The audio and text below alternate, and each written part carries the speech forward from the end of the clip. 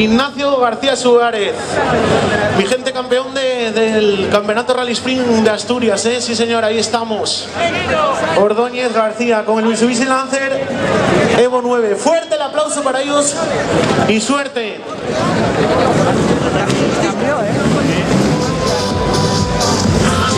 Lo dicho, mañana todo el mundo bien colocado, haciendo caso a toda la gente de la organización, por favor. Nos vemos mañana.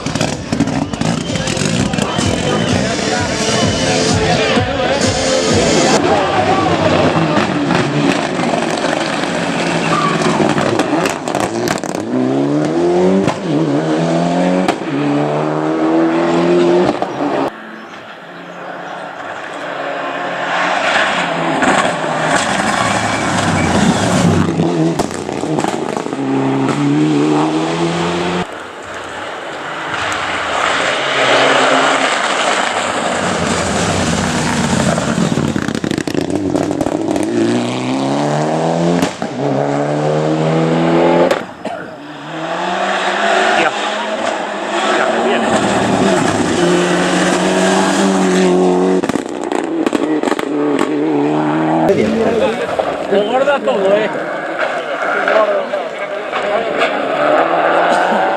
Y Ordóñez.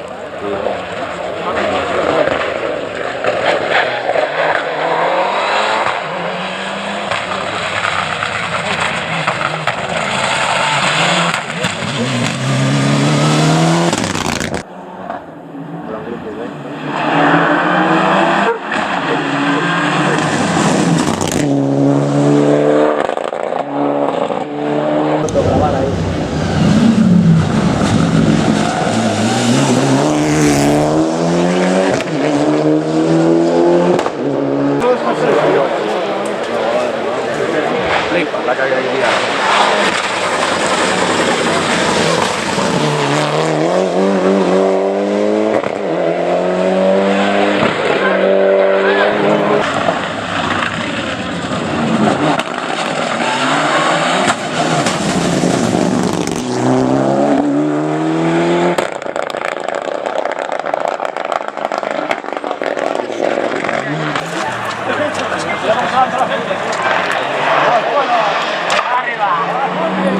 Arriba.